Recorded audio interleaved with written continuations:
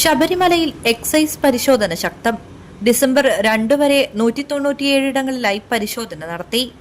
1055 കേസുകളിലായി 2.11 ലക്ഷം രൂപ പിഴയീടാക്കിയതായി assistant excise commissioner S Krishnakumar പറഞ്ഞു. ഞങ്ങൾ ഇതര വകുപ്പുമായി ചേർന്നിട്ട് സംയുക്ത റെയ്ഡുകൾ കാര്യക്ഷമമായി നടത്തിവരുന്നുണ്ട്.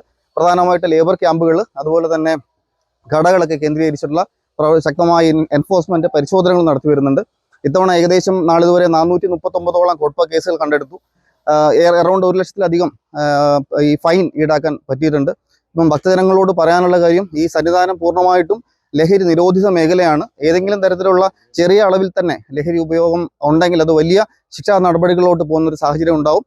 അതുകൊണ്ട് തന്നെ വളരെ വിശുദ്ധമായൊരു അയ്യപ്പ ദർശനം എല്ലാവർക്കും ഉണ്ടാവുന്നതിൽ ലഹരി വസ്തുക്കളുടെ മാറ്റി നിർത്തൽ അത്യാവശ്യമാണ്. ലഹരി നിരോധിത മേഖലയായ നിലയ്ക്കലും പമ്പയിലും സന്നിധാനത്തും പോലീസും മോട്ടോർ വാഹന വകുപ്പും ആരോഗ്യ വകുപ്പും എക്സൈസും ചേർന്ന് 17 സംയുക്ത പരിശോധനകൾ നടത്തി. സന്നിധാനത്ത് 65 റെയ്ഡുകളാണ് നടന്നത്. സിഗരറ്റും പുകയില ഉൽപ്പന്നങ്ങളും ഉപയോഗിച്ചതിന് 439 കേസുകൾ രജിസ്റ്റർ ചെയ്തു. പമ്പയിൽ എക്സൈസ് 92 റെയ്ഡുകൾ നടത്തി. 370 കേസ് രജിസ്റ്റർ ചെയ്തു. നിലയ്ക്കൽ 57 പരിശോധനകൾ നടത്തി. 246 കേസുകളാണ് രജിസ്റ്റർ ചെയ്തത്. സന്നിധാനത്ത് CIG രാജീവും നിലയ്ക്കലിൽ CI ബെന്നി ജോർജും പമ്പയിൽ CI NK ഷാജിയും റെയ്ഡുകൾക്ക് നേതൃത്വം നൽകി.